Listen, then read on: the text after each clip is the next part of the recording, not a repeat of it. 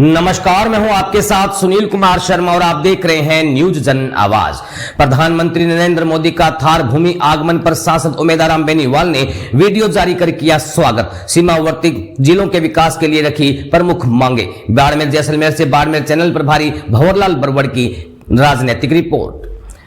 बालोतरा संसदीय क्षेत्र से कांग्रेस लोकसभा सांसद उमेदाराम बेनीवाल ने प्रधानमंत्री नरेंद्र मोदी जी के बीकानेर आगमन पर थार क्षेत्र वासियों की ओर से हार्दिक स्वागत करते हुए पश्चिमी राजस्थान के सीमावर्ती जिलों की वर्षों से लंबित प्रमुख मांगों की ओर ध्यान आकर्षित किया है।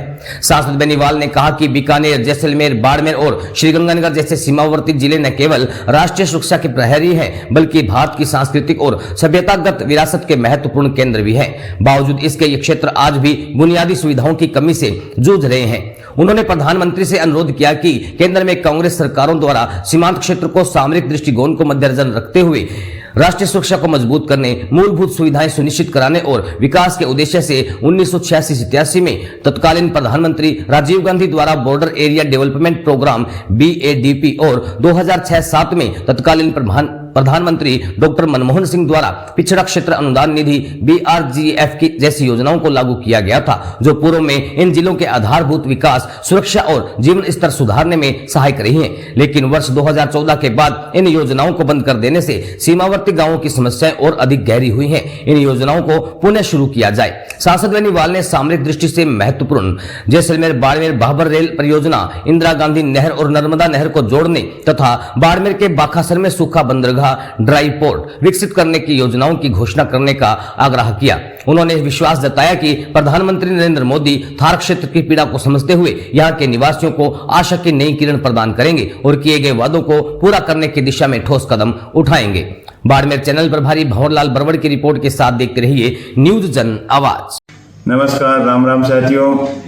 मैं आज बीकानेर अपने थार क्षेत्र में प्रधानमंत्री जी के दौरे का स्वागत करता हूं और उनके द्वारा किए गए वादों को याद दिलाना चाहता हूं कि 2014 के अंदर जब प्रधानमंत्री जी थार क्षेत्र में अपने बालोतरा के अंदर आए थे तो उन्होंने थार की जनता से वादा किया था कि मैं नदियों से नदियों को जोड़कर राजस्थान के मरुस्थल क्षेत्र को, थार क्षेत्र को हरा भरा कर दूंगा और गुजरात के कच्छ की तर्ज पर यहाँ पर आम और अंगूर होंगे।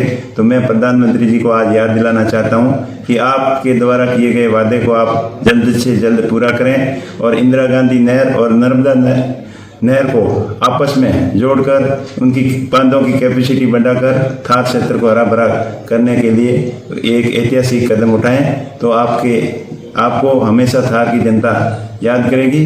उसी के साथ साथ आपको याद दिलाना चाहता हूं कि कांग्रेस सरकार द्वारा माननीय स्वर्गीय प्रधानमंत्री राजीव गांधी जी ने 1987 में BRGF की एक योजना चालू की थी, जो सीमांत क्षेत्र के लोगों के विकास के लिए, उनको मूलभूत सुविधाओं को बढ़ावा देने के लिए, जो आपकी सरकार ने बंद कर दी, उसको पुनः चालू किया जाए। और दूसरी योजना थी BADP, जो डॉक्टर मनमोहन सिंह की सरकार ने 2006 में चालू की थी। उसका भी यही उद्देश्य था कि सीमांत क्षेत्र के लोगों की मूलभूत सुविधाओं को बढ़ावा दिया जाए। ये दोनों महत्वपूर्ण योजनाएं इन सीमांत क्षेत्र के जिलों को थी।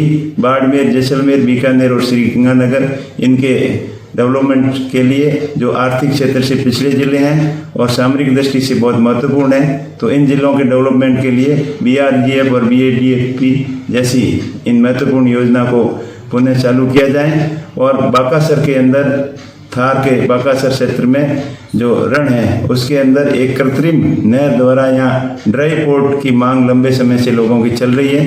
तो आपसे बड़ी उम्मीद है कि आप हमेशा बड़ा दिल रख के बड़ी घोषणाएं करते हैं, लेकिन आपकी घोषणाएं पश्चिम राजस्थान के लिए कोई पूरी नहीं हुई। तो पूरे पश्चिम राजस्थान के थार क्षेत्र के लोगों की आपसे उम्मीद है कि इन बड़ी योजनाओं के ऊपर आप कुछ निर्णायक कदम उठाएं और जो एक और मुख्य परियोजना की डिमांड थी, जो जैसलमेर बाड़मेर भाबर रेल परियोजना, ये पिछले 35 सालों से थार की जनता उम्मीद लगाए बैठी है सरकार से। तो आपकी सरकार आने के बाद में आपने भी कई बार इसका जिक्र किया, आपने और आपके नेताओं ने इस योजना के बारे में कई बार घोषणाएं की और जनता से वादा किया, लेकिन ये अभी पूरा नहीं हुआ है। तो आपसे उम्मीद है कि इस परियोजना को आप जल्द से जल्द स्वीकृति प्रदान करें, ताकि राजस्थान सहित पूरे देश के अंदर एक संदेश जाएगा